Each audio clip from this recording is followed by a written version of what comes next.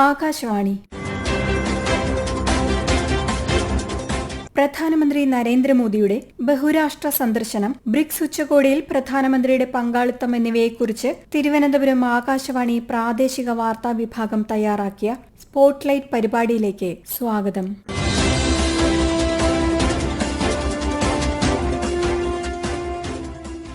ആഗോളതലത്തിൽ ഇന്ത്യയുടെ നയതന്ത്ര സാമ്പത്തിക ബന്ധങ്ങൾ കൂടുതൽ ആഴത്തിലാക്കുക എന്ന ലക്ഷ്യത്തോടെ ജൂലൈ 2-നാണ് പ്രധാനമന്ത്രി നരേന്ദ്രമോദിയുടെ ബഹുരാഷ്ട്ര സന്ദർശനത്തിന് തുടക്കമായത്.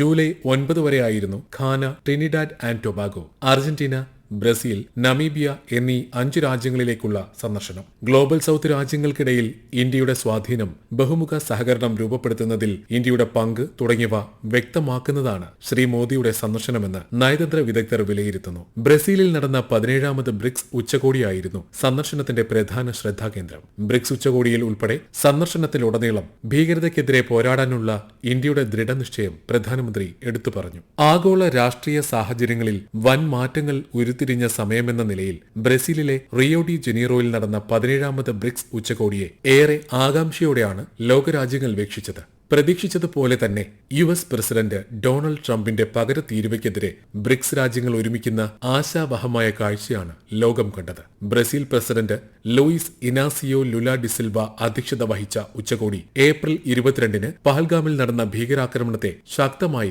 അപലപിച്ചു. മാനവരാശിക്കെതിരായ വെല്ലുവിളിയാണ് പഹൽഗാം ഭീകരാക്രമണമെന്ന് പ്രധാനമന്ത്രി നരേന്ദ്രമോദി ഉച്ചകോടിയിൽ പറഞ്ഞു. ഭീകരവാദത്തിന് ഇരയായവരെയും ഭീകരവാദികളെയും ഒരേ തുലാസിൽ അളക്കേണ്ടതില്ലെന്ന് അദ്ദേഹം വ്യക്തമാക്കി. ഭീകരവാദത്തെ ഏതെങ്കിലും രാജ്യം പ്രത്യക്ഷമായോ പരോക്ഷമായോ പിന്തുണച്ചാൽ അതിന് അവർ കനത്ത വില നൽകേണ്ടി വരുമെന്ന മുന്നറിയിപ്പും പ്രധാനമന്ത്രി നൽകി. പഹൽഗാം ആക്രമണത്തെ ബ്രിക്സ് നേതാക്കൾ ശക്തമായി അപലപിച്ചതായി ഉച്ചകോടിയിൽ പ്രധാനമന്ത്രിയുടെ പങ്കാളിത്തവുമായി ബന്ധപ്പെട്ട വാർത്താ സമ്മേളനത്തിൽ വിദേശകാര്യ മന്ത്രാലയത്തിന്റെ സാമ്പത്തിക കാര്യ സെക്രട്ടറി ദമ്മു രവി അറിയിച്ചു. On the session on peace and security, Honorable Prime Minister underlined that terrorism was a grave threat facing humanity. In this context, he noted that all the leaders have condemned Pahalgam terrorist attack in strongest terms. He underlined that the Pahalgam terror attack is an onslaught on the entire humanity. He also noted that those funding, promoting and providing safe havens to terrorists must be dealt with in the harshest terms.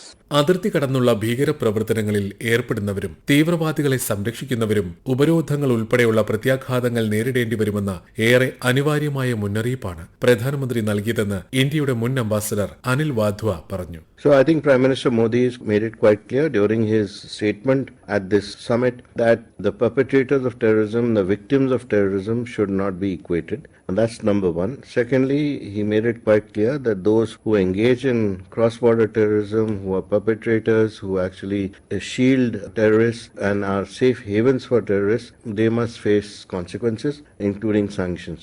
Third issue which the world has been grappling with is the Global Convention on Terrorism. Since 1996, India has been advocating this global convention. There's been no agreement on the definition of terrorism, unfortunately, for a very long time. And because of that, this is stuck. But of course, this declaration has unanimously agreed and endorsed that there is a need for this convention. So all in all, I think this has been a very successful attempt by India to include extensive references to terrorism in the joint statement. And Prime Minister Modi also reinforced that in his statement. സമാധാനം, സുരക്ഷ, ആഗോള ഭരണ സംവിധാനങ്ങളിലെ പരിഷ്കാരങ്ങൾ, കാലാവസ്ഥാ വെല്ലുവിളികൾ, നിർമ്മിത ബുദ്ധി, ആരോഗ്യം തുടങ്ങിയവ സംബന്ധിച്ച് ബ്രിക്സ് രാജ്യങ്ങൾ ചർച്ച ചെയ്തു. ബ്രിക്സ് കൂട്ടായ്മയുടെ വിപുലീകരണവും ഒരു പ്രധാന വിഷയമായി. വിപുലീകരണത്തിനായുള്ള സമഗ്ര ചട്ടക്കൂടിനെ ഇന്ത്യ പിന്തുണച്ചു. ബദൽ പണമിടപാട് സംവിധാനങ്ങൾ, കാലാവസ്ഥാ വെല്ലുവിളികൾ നേരിടുന്നതിനുള്ള ധനസഹായം തുടങ്ങിയവയിലെ സഹകരണത്തിനും ഇന്ത്യ ഊന്നൽ നൽകി. ഗ്ലോബൽ സൌത്ത് രാജ്യങ്ങളുടെ അഭിവൃദ്ധിയും സുരക്ഷയും ലക്ഷ്യമിട്ടുള്ള ബ്രിക്സ് പ്രഖ്യാപനം ഏറെ ശ്രദ്ധേയമാണെന്ന് ശ്രീ അനിൽ വാധ്വ പറയുന്നു. So this is a very comprehensive BRICS declaration, and the focus of this declaration is of course on the global south and a better world for the global south in particular. So this being the emphasis, I think all the topics that have been touched upon have been done keeping in mind what the world is passing through today, what the problems for global south are and what are the solutions. I think the solution part of it is much more important, because although BRICS is not an implementing body, it can give some important recommendations, and many countries of the BRICS today are also members of the G20. And that makes it very important to note because the G20, when it's considering the world issues, it definitely takes into account what has been recommended in the BRICS summit. Also, as far as G7 is concerned, the G7 is increasingly now inviting countries from the BRICS and from G20 regularly to be part of its meetings. India is a classic example of that. If you look at the main topics in this declaration, then you find that it's the global governance system, which is the primary one, with special emphasis on the economic governance in the world today. Because the global south has traditionally not been represented fully, their voices are not heard, and the problems of the world have grown only because of this negligence. Second is the issue of global health, which needs to be catered to in an inclusive manner, and also making sure that health facilities are available to the global south at affordable prices. Number 3 is the issue of climate change and sustainability, and Brazil is paying special attention to this because it's also going to host the COP meeting later this year, and therefore climate finance in that context becomes much more important than before. So there is a special mechanism for climate finance also, which has been agreed upon at this summit. And fourth, of course, is the world peace and security. Now here, it's important to note that the conflicts in Ukraine and the conflict in Gaza, for instance, is taking a heavy toll on the global south because there are shortages, the supply chains have been restricted, and obviously food prices have gone up. So all these problems have been reflected in this declaration. ഐക്യരാഷ്ട്രസഭ നിലവിൽ വന്ന് പതിറ്റാണ്ടുകൾ കഴിഞ്ഞിട്ടും സംവിധാനത്തിൽ ഒരു പരിഷ്കരണവും ഉണ്ടായിട്ടില്ലെന്നും BRICS രാജ്യങ്ങൾ തമ്മിലുള്ള പണമിടപാട് സംവിധാനം സംബന്ധിച്ച് വിശദമായ ചർച്ചയുണ്ടാകണമെന്നും പ്രധാനമന്ത്രി ഉച്ചകോടിയിൽ ആവശ്യപ്പെട്ടു. പ്രധാനമന്ത്രി ഉന്നയിച്ച വിഷയങ്ങൾ ബ്രിക്സ് രാജ്യങ്ങൾക്ക് മറ്റ് രാജ്യങ്ങളുമായുള്ള സാമ്പത്തിക ഇടപാടുകളിൽ ഏറെ സ്വാധീനം ചെലുത്താൻ കഴിയുന്നവയാണെന്ന് ശ്രീ വാധ്വ വ്യക്തമാക്കുന്നു. There is an internal payments mechanism that the BRICS has been talking about for a very, very long time. Something which they can use amongst themselves, but at the same time making sure that it does not, tread upon some toes which are very sensitive. And the most important of this is a replacement of the US dollar as the primary currency.